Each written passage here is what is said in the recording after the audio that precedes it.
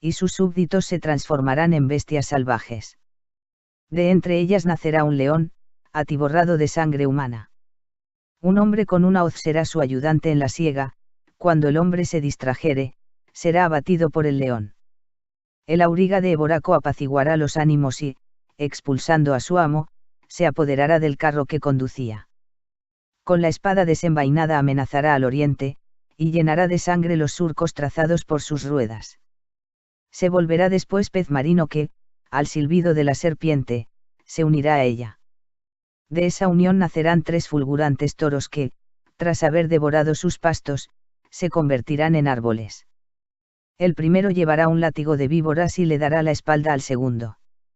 Este se esforzará por quitarle el látigo, pero será el tercero quien se apodere de él. No se mirarán mutuamente a la cara hasta que se hayan desprendido del vaso envenenado. Lo sustituirá un granjero de Albania, a quien una serpiente amenazará por la espalda. Se dedicará a remover la tierra a fin de que el país resplandezca de cosechas. La serpiente se afanará en propagar su veneno para que no se desarrollen las espigas. Una calamidad mortal consumirá al pueblo, y las murallas de las ciudades serán derribadas. El remedio será la ciudad de Claudio, que interpondrá a la hija del flagelante. Esta, en efecto, llevará la balanza de la medicina, y la isla se restablecerá en poco tiempo. 2 hombres empuñarán el cetro después, y un dragón cornudo los servirá a ambos. Vendrá el primero revestido de hierro y cabalgará una serpiente voladora. Se sentará, desnudo, sobre su lomo, y agarrará su cola con la diestra. Se turbarán los mares con sus gritos, e inspirará temor al segundo. A consecuencia de esto el segundo se aliará con un león, pero surgirá una querella y combatirán. Se harán recíprocamente mucho daño, pero la ferocidad de la bestia prevalecerá. Vendrá un hombre con un tamboril y una cítara, y apaciguará la fiereza del león. Las naciones del reino serán pacificadas y llamarán al león para que empuñe la balanza. Se aplicará a las pesas en el puesto a él asignado, pero tenderá sus palmas hacia Albania. Las provincias septentrionales se entristecerán por ello y abrirán las puertas de sus templos. Un lobo portaestandartes conducirá las tropas y ceñirá a Cornubia con su cola. Se le opondrá un guerrero sobre un carro, y convertirá a aquel pueblo en un jabalí. El jabalí devastará las provincias, pero ocultará su cabeza en las profundidades del Severn. Un hombre abrazará a un león borracho, y el fulgor del oro cegará los ojos de los espectadores. Resplandecerá la plata en derredor y pondrá diversos lagares en movimiento. 117. Los mortales se embriagarán con el vino producido y, olvidándose del cielo, se volverán hacia la tierra. Las estrellas apartarán sus semblantes de ellos y confundirán su acostumbrado curso. Al indignarse éstas, se secarán las mieses y no caerá ninguna humedad de la bóveda celeste. Raíces y ramas intercambiarán sus papeles, y la rareza de este hecho se considerará un milagro. El resplandor del sol disminuirá ante el brillo ambarino de Mercurio, y los que observen el prodigio se llenarán de horror. Estilbón de Arcadia cambiará su escudo, y el casco de Marte llamará a Venus. El casco de Marte proyectará su sombra, y el furor de Mercurio sobrepasará sus límites. El férreo Orión desenvainará su espada. El marino Febo ahuyentará las nubes. Júpiter abandonará sus preestablecidas sendas y Venus dejará sus acostumbradas órbitas. La malignidad del planeta Saturno caerá sobre la Tierra y destruirá a los mortales con su hoz corva. Las 2 veces 6 casas de las estrellas se lamentarán al ver errantes a sus huéspedes. Los gemelos omitirán los abrazos de costumbre y llamarán la urna a las fuentes. Los platillos de la balanza penderán de costado hasta que el carnero los sostenga con sus combados cuernos. La cola del escorpión engendrará relámpagos y el cangrejo disputará con el sol. La Virgen subirá a lomos del arquero y marchitará así sus flores virginales. El carro de la luna trastornará el zodíaco y las Pléyades prorrumpirán en llanto. Ninguna estrella volverá a la función de vida, pero Ariadna cerrará su puerta y se ocultará tras los farallones batidos por el Martes. A la mordedura del rayo los mares se levantarán, y regresará el polvo de los tiempos antiguos. Los vientos chocarán entre sí con ráfaga funesta, y su ruido resonará entre las estrellas. 118. después de pronunciar Merlín estas y otras profecías, quedan estupefactos los presentes ante la ambigüedad de sus palabras. Vortigern, más atónito aún que los demás, colma de elogios el talento del joven y, en la misma medida, sus vaticinios. Pues su tiempo no había producido a nadie capaz de expresarse de esa manera y ante el propio rey. Queriendo averiguar cómo sería el final de su vida, pidió al joven que le dijese cuánto supiera acerca de ello.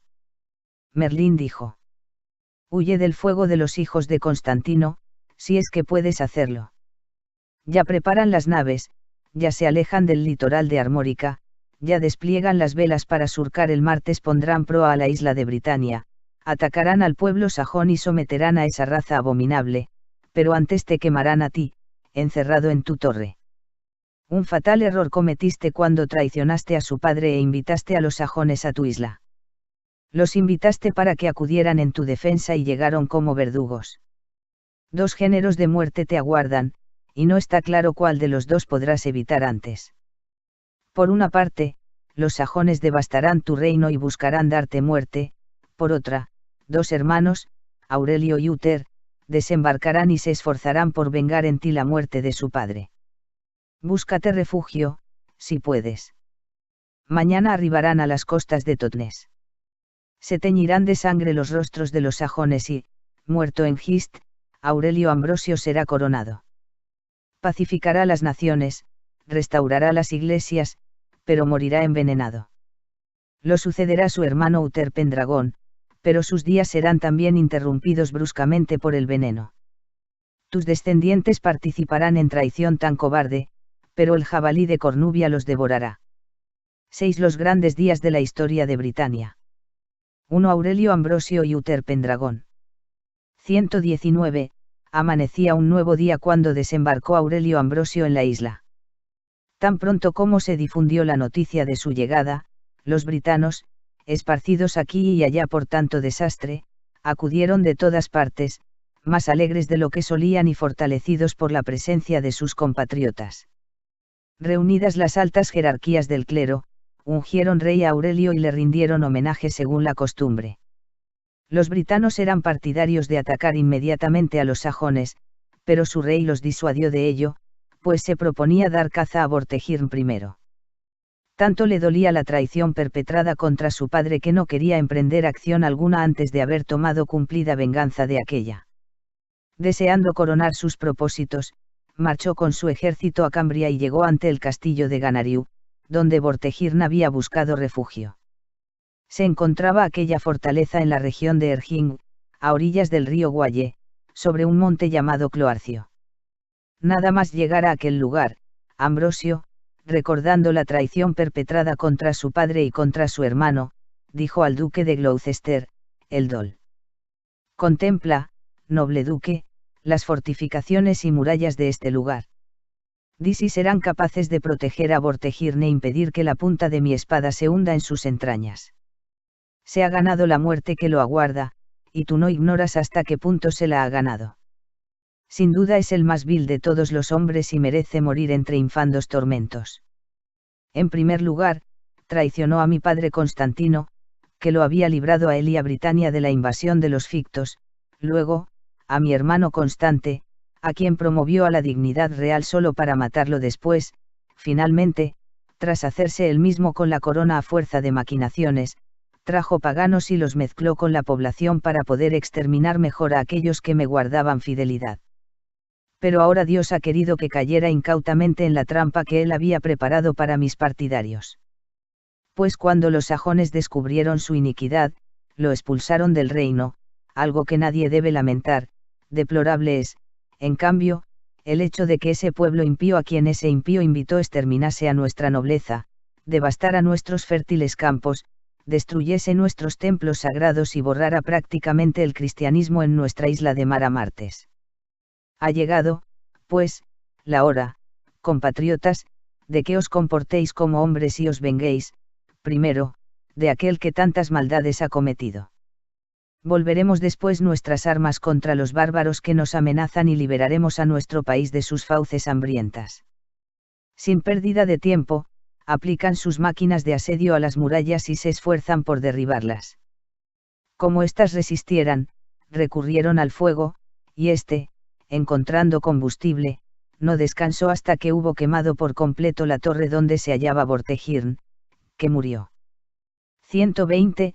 Cuando llegaron nuevas de estos sucesos a Hengist y a sus sajones, el jefe bárbaro se asustó, pues temía el valor de Aurelio.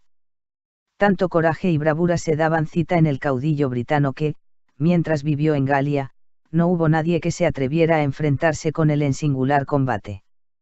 Y si alguien justaba con él, una de 4 grados lo arrojaba a tierra lejos de su caballo, o rompía su lanza en pedazos.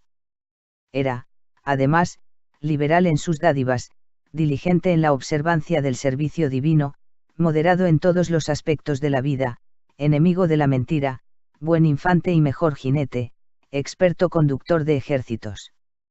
Todavía vivía en la Britania armoricana, y ya la fama, en su constante vuelo, había traído a la isla noticia de sus altas dotes. Los sajones, pues, lo temían y, en consecuencia, se retiraron al otro lado del Humber. Fortificaron allí ciudades y castillos, pues aquella región fue siempre buen refugio para bárbaros. Escocia estaba cerca, y ello significaba protección, dado que Escocia nunca había perdido la oportunidad de causar daño a los britanos. Era un país horrible para habitar en él, vacío de paisanos, y ofrecía un seguro escondite a los extranjeros. Por su situación geográfica estaba abierta a fictos, escotes, daneses, noruegos y cualquier otro pueblo que allí desembarcara con ánimo de devastar la isla. Seguros, pues, de la conveniencia de una comarca así, los sajones se retiraron en esa dirección, en un momento de necesidad, podían refugiarse allí con tanta facilidad como en sus propios castillos. Cuando Aurelio lo supo, creció su audacia y sus esperanzas de triunfo. Reunió a sus conciudadanos lo más rápidamente que pudo, reforzó su ejército y se puso en camino hacia las regiones septentrionales. Cómo se dolía al ver desoladas las tierras por las que iba pasando, sobre todo a causa de las iglesias, que habían sido derribadas hasta los cimientos. Prometió que las restauraría si se hacía con la victoria. 121. Hengist, por su parte, cuando se enteró de la llegada de Aurelio, cobró valor, reunió a sus hombres y, animándolos uno por uno, los exhortó a combatir como hombres y a no temer a su enemigo. Dijo que Aurelio tenía pocos britanos de Armórica con él, difícilmente más de 10.000. Los britanos de la isla no contaban, pues habían sido vencidos por él muchas veces en combate. Por todo ello, auguró la victoria a sus hombres y les infundió la seguridad que proporciona el saberse más numerosos, pues había allí alrededor de 200.000 hombres armados. Después de haber animado así a sus guerreros, salió al encuentro de Aurelio en una llanura llamada Maisbeli, por donde su rival tenía que pasar. Planeaba llevar a cabo un repentino ataque por sorpresa y anticiparse a los desprevenidos britanos. Pero no se ocultaron a los ojos de Aurelio sus intenciones, no por ello dejó de atravesar la llanura, pero lo hizo lo más rápidamente que pudo. Cuando distinguió al enemigo, dispuso sus tropas en orden, colocó de reserva a 3.000 jinetes armoricanos, y a los demás, mezclados con los isleños, los formó en línea de batalla, situó a los demecios en las colinas y a los venedocios en los bosques circundantes, a fin de que, si los sajones huían por una u otra parte, hubiese en ambos sitios hombres que les cerraran el paso. 122. Entretanto se acercó al rey Eldol, duque de Gloucester, y le dijo: Este día compensaría para mí el resto de los días de mi vida, con tal que Dios me otorgue la dicha de enfrentarme con Hengist, pues uno de los dos morirá cuando empiecen a hablar nuestras espadas. Recuerdo el día en que nos reunimos para firmar la paz, solo buscábamos concordia entre ambos pueblos cuando ese perro traicionó a todos los presentes y les clavó un cuchillo en el cuerpo, excepto a mí, que conseguí escapar con ayuda de una estaca. Sucumbieron aquel día 480 varones y condes que habían acudido allí desarmados. Fue un momento de gran peligro, pero Dios puso en mis manos una gruesa estaca, y con ella logré defenderme y huir. Esas cosas contaba Eldol. Aurelio exhortó entonces a sus camaradas a poner toda su esperanza en el Hijo de Dios, a atacar valerosamente a los enemigos y a combatir como un solo hombre por la patria común. 123. Hengist, por su parte, disponía sus tropas en orden de batalla. Disponiéndolas, les daba instrucciones para la inminente refriega, instruyéndolas, iba entre las filas, tratando de infundir en los ánimos de todos un mismo ardor en el combate. Una vez listas ambas formaciones, chocan las líneas de vanguardia, menudean los golpes de unos y otros, la sangre fluye generosamente. Aquí y allá, britanos y sajones mueren a consecuencia de las heridas recibidas. Aurelio anima a los cristianos, Hengist arenga a los paganos.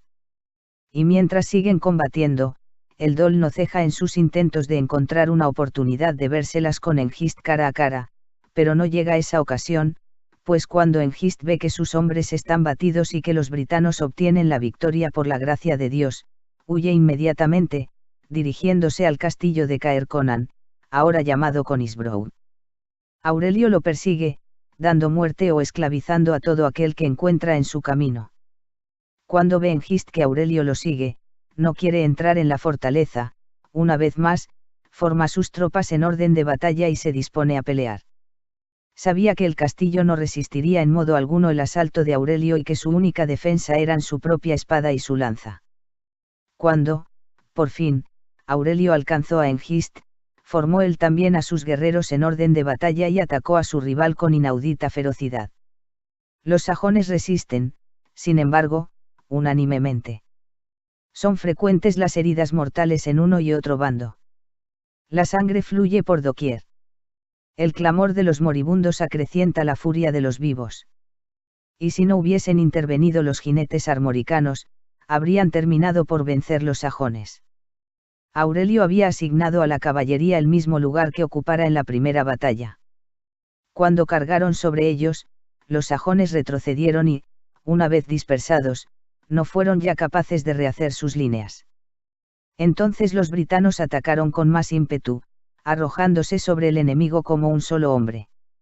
Aurelio está en todas partes, anima a sus soldados, hiere a cuantos se ponen a su alcance, persigue a los que huyen y es el más firme apoyo de sus camaradas. El Dol no le va a la zaga, aquí y allá descarga golpes mortales sobre sus adversarios, pero, haga lo que más desea en el mundo es tener la oportunidad de vérselas con Hengist en singular combate. 124. Mientras se sucedían los ataques, el Dol y Hengist se encontraron por fin y comenzaron a golpearse mutuamente con sus espadas. ¡Qué hombres tan belicosos! Cuando se acometían el uno al otro con sus aceros, brotaban chispas a cada golpe, en una larga serie de truenos y relámpagos simultáneos. Mucho tiempo estuvo dudoso el resultado del combate. Unas veces el Dol parecía dominar la situación y Hengist cedía terreno, otras, era el Dol quien cedía y Hengist quien prevalecía. Mientras peleaban de este modo, llegó Gorlois, duque de Cornubia, con el batallón que mandaba y comenzó a hostigar al enemigo. El Dol, cuando lo vio, cobró nuevos ánimos y, tomando con todas sus fuerzas a Hengist por el protector nasal de su yelmo, lo condujo a las filas britanas y, exultando de júbilo, gritó: «Dios ha cumplido mi deseo. Soldados, acabad de una vez con esos vagabundos invasores. Acabad con ellos. La victoria está en vuestras manos. Vencido Hengist, están vencidos». En el ínterin, los britanos no cesan de atacar a los paganos, cargan sobre ellos una y otra vez, y, cuando retroceden, avanzan con redoblado coraje, sin concederse el más mínimo respiro, hasta hacerse con la victoria. Los sajones huyeron desordenadamente, unos se refugiaron en las ciudades, otros, en las frondosas montañas, otros, en fin, en sus propias naves. Octa, el hijo de Hengist, se retiró a Eboraco con la mayor parte de los fugitivos, y su pariente Eosa fortificó la ciudad con una hueste considerable de hombres armados. 125. Una vez obtenida la victoria, Aurelio conquistó la ciudad de Conan, que he mencionado más arriba, y permaneció allí por espacio de 3 días. Durante ese tiempo, ordenó enterrar a los muertos y atender a los heridos, sus fatigadas tropas descansaron y sus hombres se rehicieron con cuantos consuelos fueron capaces de encontrar. Después convocó a sus varones y les pidió que decidieran acerca de lo que debía hacerse con Hengist. Se encontraba presente Eldado, obispo de Gloucester, hermano de Eldol y hombre de la mayor sabiduría y religión. Cuando vio a Hengist de pie ante el rey, mandó callar a los demás y dijo: aun cuando todos os pusierais de acuerdo para liberar a ese hombre, yo me encargaría de hacerle pedazos. En ello seguiría al profeta Samuel, quien, teniendo en su poder a Agag, rey de Amalee, lo degolló y dijo: del mismo modo que tú dejaste a muchas madres sin hijos, así también dejaré yo hoy a tu madre sin hijos entre las mujeres. Hacedlo así con ese hombre, que es un segundo Agag. Tomó entonces Eldol su espada, llevó a Hengist fuera de la ciudad y, cortándole la cabeza, lo envió al Tártaro. Aurelio, que se caracterizó siempre por la moderación, ordenó sepultar al caudillo sajón y elevar sobre su cadáver un túmulo de tierra, según la costumbre pagana. 126. Después condujo Aurelio su ejército a Eboraco, a fin de poner sitio a la ciudad donde estaba Octa, hijo de Hengist. Iniciado el asedio, dudaba Octa si resistir y defender Eboraco contra un ejército tan numeroso. Tras celebrar consejo, salió él de la fortaleza con los más nobles de sus compañeros, trayendo una cadena en la mano y ceniza sobre la cabeza, y se dirigió al rey en estos términos: mis dioses han sido derrotados. No dudo ya de que es tu Dios quien ostenta la primacía, pues que ha obligado a tantos nobles a presentarse de esta guisa ante ti. Acéptanos, rey, acepta esta cadena y, si no merecemos tu piedad, conserva nuestras ligaduras, aquí nos tienes, voluntariamente dispuestos al castigo que quieras imponernos. Movido a la piedad, Aurelio ordenó decidir qué debía hacerse con ellos. Diferían las opiniones cuando el obispo Eldado se levantó y dio su parecer hablando así: los gabaonitas se entregaron voluntariamente a los hijos de Israel, buscaron misericordia y la obtuvieron. Vamos los cristianos a ser menos generosos que los judíos. Les vamos a negar nuestra misericordia a estas gentes. Piden clemencia, ténganla. Grande es la isla de Britania, y desierta en infinidad de lugares. Permitámosles, pues, mediante pacto, que ocupen esas zonas deshabitadas, convirtiéndose así en nuestros súbditos para siempre. Aceptó el rey la propuesta de Eldado y tuvo misericordia de ellos. Siguiendo el ejemplo de Octa, Eosa se entregó, y también los demás fugitivos, y todos obtuvieron perdón. Aurelio les cedió la región fronteriza con Escocia y firmó un tratado con ellos. 127. Una vez derrotado el enemigo, Aurelio reunió en Eboraco a los varones y príncipes del reino y les ordenó restaurar las iglesias que el pueblo sajón había destruido. Él mismo empezó a reconstruir la sede metropolitana de esta ciudad y los restantes obispados de la provincia. Al cabo de 15 días, después de haber encomendado a los obreros las tareas de reconstrucción pertinentes, se dirigió a Londres, que había padecido no poco los furores del enemigo. Lamentando la destrucción de la ciudad, reúne a todos los supervivientes y se aplica a la tarea de ponerla de nuevo en pie.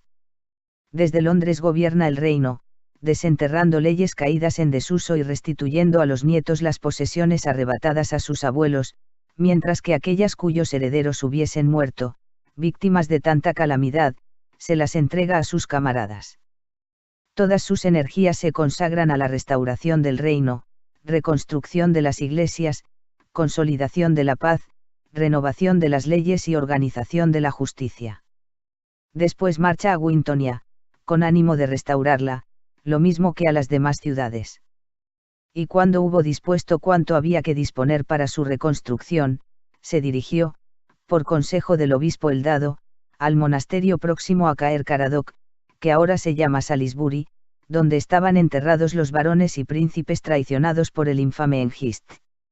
Había allí un convento de 300 monjes, en el monte de Ambrio, quien, según se dice, había sido otrora su fundador. Al ver aquel lugar donde yacían tan ilustres difuntos, rompió a llorar, movido por la devoción. Finalmente, se dio a considerar de qué manera podría hacer aquel paraje memorable, pues juzgaba que el césped que cubría a tantos nobles muertos por su patria era digno de un monumento. 128.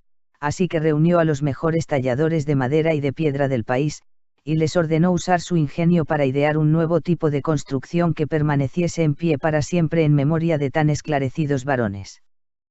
Como quiera que todos, después de devanarse los sesos, se dieran por vencidos, Tremorino, arzobispo de Ciudad de las Legiones, se dirigió al rey y le dijo: si existe alguien capaz de llevar a cabo tu proyecto, ese es Merlín, el profeta de Vortegirn. No hay, en mi opinión, otro hombre en tu reino de tan claro ingenio, ya en la predicción del futuro, ya en el diseño de artificios mecánicos. Ordénale que venga y sírvete de su ingenio para llevar a cabo la obra que deseas. Muchas preguntas hizo Aurelio acerca de Merlín, después envió mensajeros a todas las regiones del país para que lo encontrasen y lo trajeran a su presencia. Batidas las diversas provincias, lo encontraron por fin en el territorio de los yeguiseos, junto a la fuente de Gálabes, lugar que solía frecuentar. Le explicaron lo que querían y lo condujeron ante el rey. Este lo recibió con alegría y le ordenó revelar el futuro, deseoso de oír maravillas. Merlín le dijo: misterios de ese género no deben ser revelados, salvo en casos de extrema necesidad.